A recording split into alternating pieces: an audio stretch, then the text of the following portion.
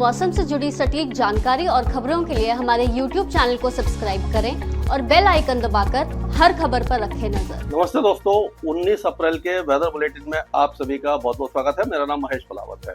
तो पहले weather system देखेंगे कि जो वेदर सिस्टम इस समय बने हैं वही इस देश को प्रभावित कर रहे होंगे। तो इसमें हम देखेंगे क्या वेदर सिस्टम बने हैं। तो यहाँ पर देखते हैं कि वेस्टर्न डिस्टर्बेंस जो है वो थोड़ा सा आगे बढ़ रहा है और इसका असर अब पहाड़ों पर अगले 24 घंटों तक, यहाँ पर ये जो वेस्टर्न डिस्टर्बेंस आप देख रहे हैं, ये जो वेस्टर्न डिस्टर्बेंस है इसका असर अगले 24 घंटों तक रहेगा।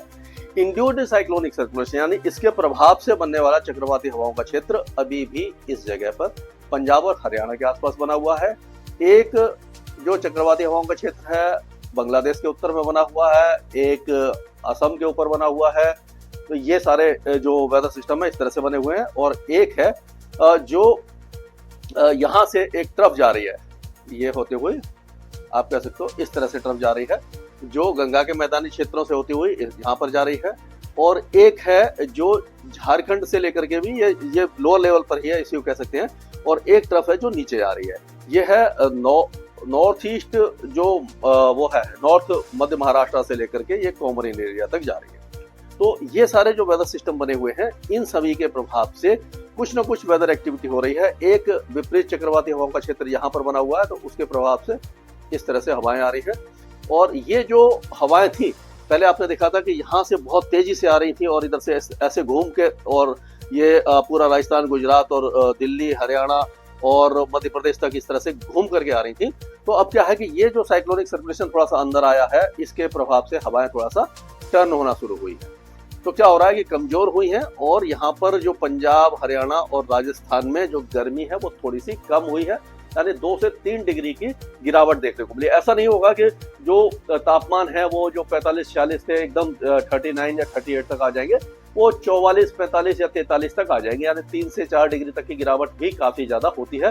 दिल्ली एनसीआर में आपने देखा होगा, पंजाब, हरियाणा, दिल्ली एनसीआर और पश्चिमी उत्तर प्रदेश में थोड़ा सा टेम्परेचर गिरे हैं, क्योंकि कल धूल भरी आंधी जो थी वो हमने देखा गंगानगर वगैरह जो राजस्थान के इलाके वहां पर थी, और कुरुक्षेत्र, करनाल, कैथल ये जो इलाके हैं हरियाणा के यहाँ पर और पंजाब के कई इलाकों में, और दिल्ली एनसीआर के भी कुछ इलाके यानी उत्तरी दिल्ली और नोएडा, गाजियाबाद में भी धूल भरी आंधी देखने को मिली थी। पश्चिमी उत्तर प्रदेश में भी धूल भरी आंधी थी और कहीं पर हल्की बौछारें भी पड़ी थी, जिसके कारण टेम्परेचर थोड़े से कम हुए हैं।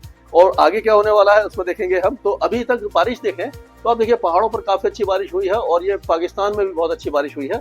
गंगानगर में ये देखिए जो धूल भरी आंधी के साथ ये पंजाब, हरियाणा, उत्तर प्रदेश के सारे इलाके जो तराई के इलाके हैं यहाँ पर, और गंगे पश्चिम बंगाल के साथ साथ उड़ीसा में, हैदराबाद में भी बहुत अच्छी बारिश हुई है, और इसी तरह तमिलनाडु और केरल में और अंडमान और निकोबार द्वीपों में और पूर्वोत्तर राज्यों में ये बारिश की गतिविधियां आपने देखी होगी। अब जो टेम्परेचर है ये कितने ज्यादा बढ़े हुए हैं अभी भी, ये कल के जो मैक्सिमम टेम्परेचर वो है, इसमें हम देखेंगे। ये देखिए ये पाकिस्तान में 45-46 डिग्री के आसपास है, गंगानगर वगैरह में है, ये पूरा जो इलाका है, आप दिल्ली में भी 41 डिग्री चला गया था, पूरा राजस्थान 40 से ऊपर है, गुजरात के कई इलाके, मध्य प्रदेश और ये महाराष्ट्र। अगर एक लाइन हम खींचते हैं इसमें तो आप देखिए ये सारा जो गर्मी वाला इलाका है यहां से लेकर के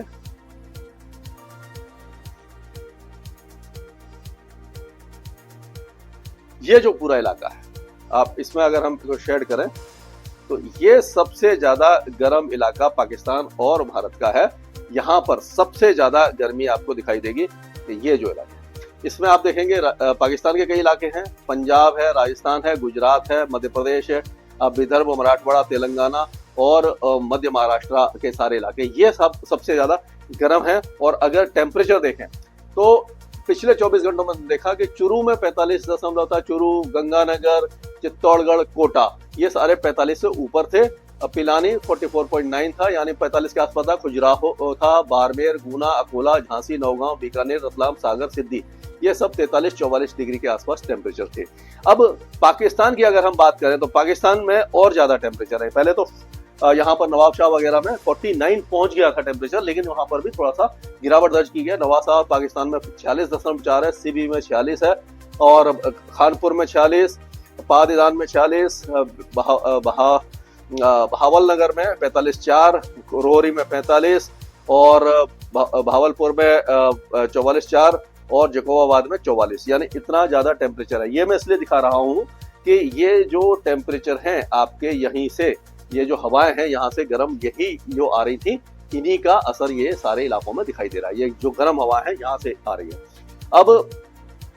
अब देखेंगे हम जो वेस्टर्न डिस्टर्बेंस का जो असर है, यहाँ पे देखिए वेस्टर्न डिस्टर्बेंस के कारण ये जो यहाँ पर बादल बने हुए हैं और ये ट्रफ है यहाँ पर आएगी, एक ट्रफ इस तरह से आएगी, तो ये सारे इलाकों में अभी क्या होगा कि जैसे जैसे दोपहर बढ़ेगी गर्मी बढ़ेगी, क्या होता है कि अगर थोड़ा सा भी ट्रिगरिंग मैकेनिज्म है, यानी कि थोड़ा सा भी नमी कहीं से भी आ रही है, समुद्र से आ रही है, दोनों समुद्रों से कहीं से आ रही है, जो जैसे यहाँ से ये हवाएं हैं जो पूर्वी यहाँ से जो नमी लेकर के आ रही है, इसके कारण क्या होगा कि नमी ऑलरेडी बढ़ी है, जैसे ही नमी बढ़ेगी और गर्मी ज्यादा होगी तो क्या होता है कि हवा को ऊपर उठने का मौका मिलता है गर्म होकर के, और उसमें जो नमी होती है वो गरजने वाले बादल बना लेती है, जो गरजते हैं, बिजली की चमक देते हैं और तेज हवाओं के साथ साथ बारिश देते हैं, आंधी देते हैं, उस तरह के बादल इस सीजन में बन जाते हैं, प्री मानसून सीजन में। तो वही आपको देखने को मिल रहा है। अब ये आज की अगर हम बात करें तो देखिए ये शाम के आसपास हम देखेंगे कि पाकिस्तान के कई इलाकों के साथ साथ जम्मू कश्मीर और हिमाचल के, यानी जम्मू कश्मीर में ज्यादा है, लद्दाख में और हिमाचल के ऊंचे पहाड़ों पर और उत्तराखंड में भी आज अच्छी बारिश की संभावना है। एक दो स्थानों पर भारी से अति भारी बारिश हो सकती है, लैंडस्लाइड और मड स्लाइड भी हो सकता है। और ये जो साइक्लोनिक सर्कुलेशन है सेंट्रल पाकिस्तान और पश्चिमी राजस्थान पर, इसका असर आपको उत्तरी पश्चिमी राजस्थान में, पंजाब और हरियाणा में धूल भरी आंधी के रूप में आज दिखाई दे सकता है। धूल भरी आंधी के कारण थोड़ा सा टेम्परेचर कम होंगे। पहले आपने देखा होगा कि जो हवाएं थी वो बहुत तेजी से यहाँ से आ रही थी, तो अब क्या है कि ये जो साइक्लोनिक सर्कुलेशन है इसके कारण हवाएं थोड़ी सी कमजोर हुई हैं, लेकिन हवाएं यहाँ से देखिए इस तरह से यहाँ पर आ रही है। तो ये आप देखेंगे कि राजस्थान के जो दक्षिणी इलाके हैं, पश्चिमी इलाके, यहाँ पर अभी भी तापमान काफी ज्यादा रहेंगे। और ये मध्य प्रदेश के भी पश्चिमी इलाकों से लेकर के विदर्भ, मराठवाड़ा, नॉर्थ मध्य महाराष्ट्र, गुजरात, ये जो सारा इलाका है यहाँ पर अभी भी जो हवाएं हैं वो काफी ज्यादा गर्म आ रही हैं इस इलाके में। तो यहाँ पर टेम्परेचर अभी भी ऐसा रहेगा कि 40 से और 44 डिग्री के आसपास यहाँ पर रह सकते हैं। लेकिन ये जो बाकी जगह से, यहाँ से आप देखिए कि एक एंटी साइक्लोन बना हुआ है और उसके कारण क्या हो रहा है कि ये जो हवा है यहाँ से घूम करके ये नमी वाली हवाएं, ये पूर्वोत्तर राज्यों में नमी दे रही है और तराई के इलाके में, नेपाल की पहाड़ियों पर ये जो नमी वाली हवाएं आ रही है, इसके कारण ये जो तमाम इलाके हैं आपके, जैसे कि जो अमृतसर, गुरदासपुर और फिर पटियाला और लुधियाना वगैरह से लेकर के यमुनानगर, कुरुक्षेत्र, करनाल और जो बाकी जो पहाड़ी इलाके हैं, पीलीभीत है, बरेली, मुरादाबाद, शाहजहांपुर, ये शाहजहांपुर नहीं, ये आपका जो सहारनपुर वगैरह, यहाँ सरसावा से लेकर के ये जो इलाके हैं तमाम, यहाँ पर भी बारिश की संभावना नजर आ रही है। और अगर देखा जाए तो फॉरबिसगंज, किशनगंज, अररिया, सुपौल, कटिहार, पूर्णिया, भागलपुर, ये जो इलाके हैं यहाँ, खगड़िया वगैरह, यहाँ पर भी बारिश हो सकती है। गंगे पश्चिम बंगाल से लेकर के यानी कि शांति निकेतन, कोंटई, डायमंड हार्बर, पुरुलिया, बांकुरा, कलकत्ता से लेकर के ये मालदा और मुर्शिदाबाद और दिनाजपुर, ये सारे इलाके बारिश देख सकते हैं और पूरा पूर्वोत्तर राज्य बारिश देख सकता है। हो सकता है कि उड़ीसा के कुछ इलाकों में बारिश हो जाए, लेकिन कोस्टल आंध्र प्रदेश में श्रीकाकुलम, विजयनगरम, विशाखापट्टनम, गुंटूर, कृष्णा, गोदावरी, यहाँ पर भी अच्छी बारिश की संभावना है। और यहाँ पर अगर बेंगलुरु, तुमकुर, चामराजनगर, यहाँ से लेकर के औरंगाबाद, कारवार, बेंगलोर, ये लेकर के पूरा जो आपका कोझिकोड, कोची और ये जो तिरुवनंतपुरम, ये सारा इलाका बारिश देखेगा। अंदरूनी इलाके जो नीलगिरी हिल्स है यहाँ पर बारिश देखेंगे। चेन्नई वगैरह में बारिश की संभावना हमें नजर नहीं आ रही है। तो इस तरह का मौसम रहने की संभावना है। अगर ये 20 तारीख की बात करें तो यहाँ पर भी देखिए दक्षिण भारत में तो आंतरिक कर्नाटका और केरल और आंतरिक तमिलनाडु में बारिश है और हवाएं लेकिन भी पश्चिमी और उत्तर पश्चिमी दिशा से चलेंगी। ये ज्यादातर इलाकों में टेम्परेचर थोड़े से कम होंगे, लेकिन पहाड़ों पर बारिश की गतिविधियां लगातार जारी रहने की संभावना दिखाई दे रही है। पूर्वी बिहार में, पूर्वी झारखंड और पश्चिम बंगाल में भी बारिश की गतिविधियां लगातार जारी रहने की संभावना दिखाई दे रही है। लेकिन यहाँ पर थोड़ा सा टेम्परेचर कम हो सकता है, जैसे कि मऊ, गाजीपुर, बलिया, प्रयागराज, वाराणसी, सोनभद्र, ये जो इलाके हैं यहाँ पर थोड़ा सा टेम्परेचर में गिरावट हो सकती है। कुछ राहत मिलेगी, लेकिन गर्मी से पूरी तरह राहत अभी फिलहाल नहीं मिलने वाली है। अब 21 तारीख की बात करें तो वेस्टर्न डिस्टर्बेंस कमजोर होता जाएगा और पश्चिमी हवाएं हावी होती जाएंगी, लेकिन टेम्परेचर, क्योंकि हवाएं बहुत ज्यादा मतलब स्ट्रॉन्ग नहीं होंगी, तो टेम्परेचर में बहुत ज्यादा उतार चढ़ाव हमें दिखाई नहीं देगा। तो कह सकते हैं कि अगले 2-3 दिनों के दौरान थोड़ी सी टेम्परेचर में गिरावट उत्तर पश्चिम भारत से लेकर के मध्य भारत में आपको दिखाई दे सकती है। ये था अभी तक का अपडेट स्काईमेट वेदर में। अभी के लिए इतना। आज ही डाउनलोड करें स्काईमेट मोबाइल ऐप, पूछे मौसम का हाल अपनी पसंदीदा भाषा में और रहे बाकियों से एक कदम आगे।